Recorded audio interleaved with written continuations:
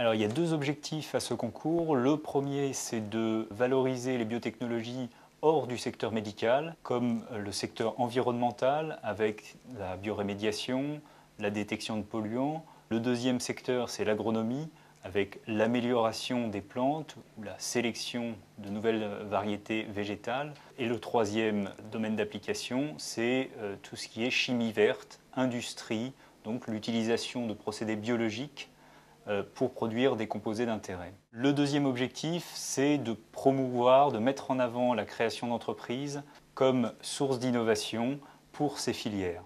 Nous sommes plutôt contents d'avoir mis en avant une petite dizaine de jeunes pousses de biotechnologie lors du séminaire du 15 mars à Génopôle. Nous les avons mis en face d'acteurs de l'innovation, de financeurs publics, privés et de sociétés de transfert de technologie. Parmi ces projets, nous en avons sélectionné 5 pour le jury final du 7 avril.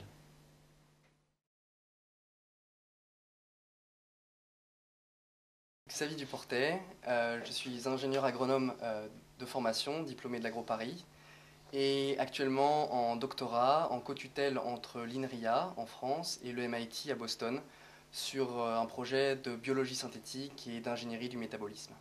Camille Delebecq, diplômé de l'agro également, AgroParis. Je fais une thèse en co-tutelle entre Harvard, Harvard Medical School, et l'INSERM à Paris. Et mon projet est autour de l'ingénierie métabolique et la biologie synthétique. Notre société s'appelle Omix.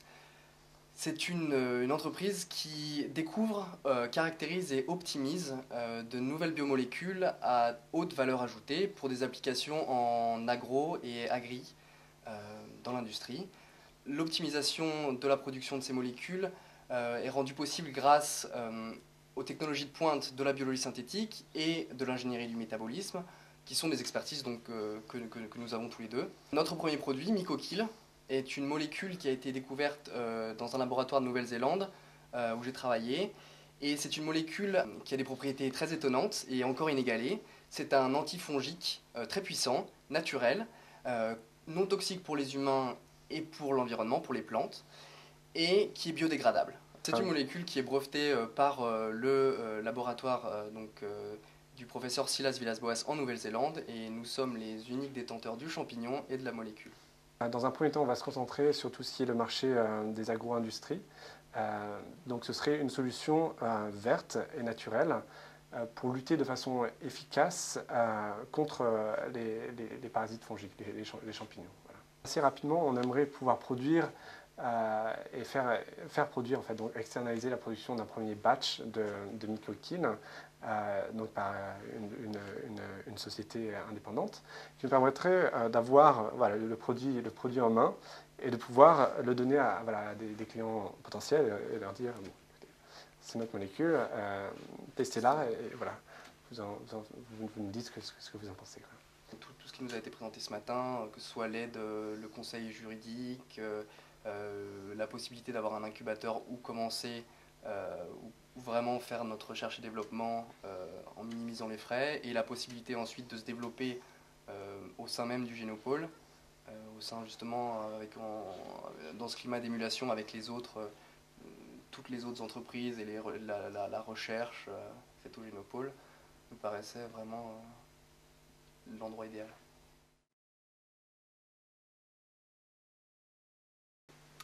Alors Étienne Almoric, cofondateur de Magpie Polymers. J'ai eu une formation d'ingénieur de l'école supérieure d'optique et ensuite j'ai travaillé en recherche et développement aux États-Unis plusieurs années et en France où je me suis petit à petit dirigé plus vers du développement et du management de projet. Et j'ai rejoint le projet Magpie Polymers début de l'année 2010, l'an dernier, pour m'occuper des parties à la fois commerciales et opérationnelles. Donc aujourd'hui nous sommes deux cofondateurs, le deuxième étant mon associé Steven van Zutphen qui est hollandais. Et c'est lors de son post-doctorat à l'école polytechnique qu'il a fait la découverte de notre technologie en 2007. Et nous sommes donc tous les deux à plein temps sur le projet depuis le début de l'année 2010. Magpie, c'est la pie voleuse qui va chercher tout ce qui brille et qui a de la valeur et qui le ramène dans son nid. Et c'est exactement ce que font nos polymères avec les métaux lourds. Donc en fait, notre technologie, c'est la pie voleuse du traitement de l'eau. On va aller chercher sélectivement les métaux dans l'eau les capturer afin de générer en sortie d'une usine à la fois de l'eau propre d'un côté et des métaux valorisables de l'autre. On va capter à la fois les métaux très miniers comme le nickel, le zinc, des métaux plus polluants comme le plomb ou le cadmium et des métaux qui ont plus de valeur tels que l'or, le platine ou le palladium. On capte même très bien l'uranium qui ouvre des perspectives très intéressantes de développement. Donc la capture se fait par chimie de coordination, ce qui nous donne un réel avantage en termes de sélectivité. On ne va pas du tout capter le calcium ou le sodium, donc on va être efficace dans des eaux très dures. Et un deuxième niveau de sélectivité qui nous permet de sélectionner les métaux entre eux. Notre technologie, MagPi Polymers, va avoir une mise en œuvre qui est très proche des échangeurs d'ions. Par contre, elle va permettre de laisser des niveaux de concentration résiduelle 10 à 100 fois plus faibles que les échangeurs d'ions, c'est-à-dire qu'on va être capable de descendre à la dizaine de ppb, voire au ppb dans l'eau, et on va avoir un niveau de sélectivité beaucoup plus important. Nos marchés de niche sont le traitement de surface, le photovoltaïque et le retraitement des batteries, un dernier marché auquel on s'intéresse à court terme, et aussi le retraitement d'acide phosphorique. À plus long terme, le marché minier et le marché nucléaire offrent des perspectives intéressantes pour nous, mais les barrières d'entrée font que ce sont des marchés que l'on envisage à plus long terme. Par rapport au concours, effectivement, l'intérêt financier est non négligeable puisqu'on est en train de développer notre prototype et faire une ligne pilote de production. À moyen terme, on envisage aussi de trouver un site à la fois pour nos laboratoires de recherche et notre site de production. Et le Génopole, typiquement, peut offrir des avantages et des facilités d'implantation. Enfin, nous sommes en train de lever des fonds pour le milieu de l'année. Bien que nous soyons déjà bien entourés, le Génopole peut nous apporter son expertise dans ce domaine-là.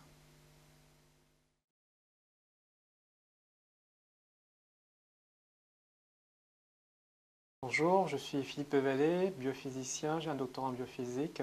J'ai étudié en fait l'action des traitements physiques sur des propriétés physiques ou chimiques de l'eau. J'ai en fait cofondé avec un associé en juillet 2010 la biosociété Biophys Solutions.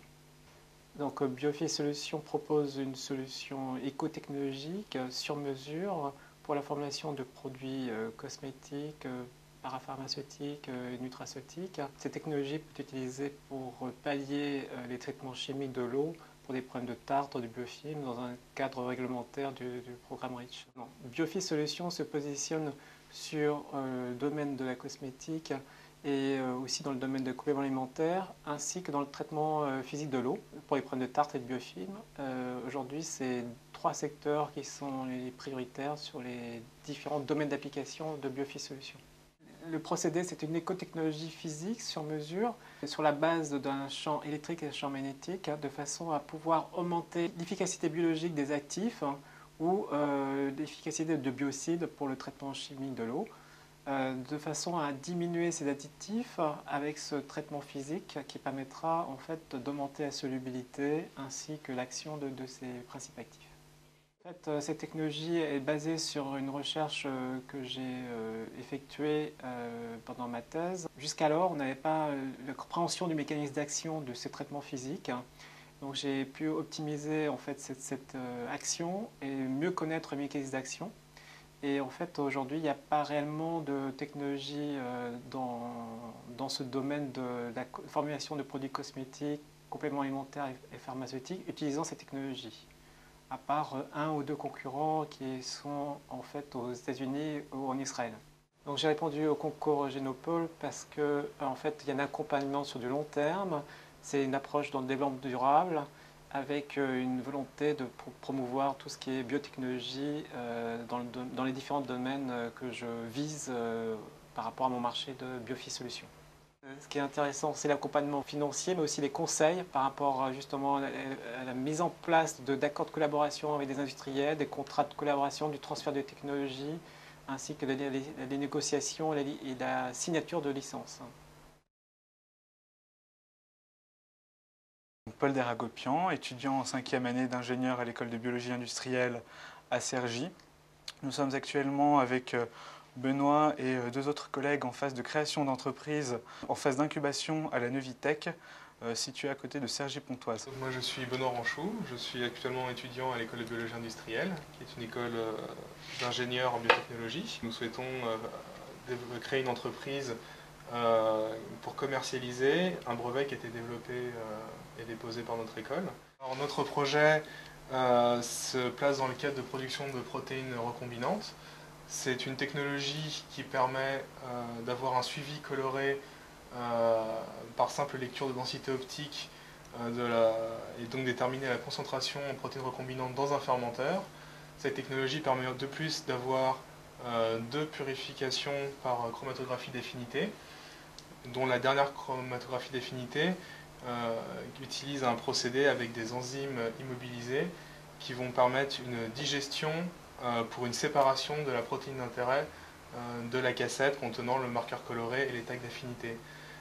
La digestion se fait par une enzyme qui va ne laisser aucun acide aminé résiduel sur la protéine d'intérêt.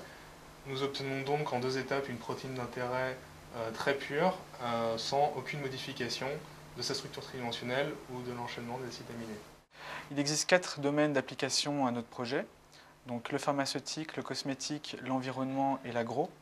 Concernant l'environnement, on peut suivre la production d'enzymes recombinantes, de protéines recombinantes qui vont permettre la fabrication de biocarburants. La cosmétique, de protéines qui vont être utilisées comme principe actif dans différentes lotions cosmétiques. Et le pharmaceutique, nous avons la capacité de produire en conditions GMP des protéines à usage thérapeutique. Nous avons répondu au concours pour plusieurs points. Dans un premier temps, le réseau. Le Génopôle possède un réseau axé au niveau donc, de la biotechnologie très important qui pourrait nous aider à trouver des clients et de futurs partenaires. Dans un deuxième temps, nous sommes intéressés par les laboratoires de bioproduction situés au niveau du Génopôle. Et enfin, les aides financières et les conseils que le Génopôle pourrait nous apporter afin de mener notre projet à maturation. So my name's Gordon Hamilton.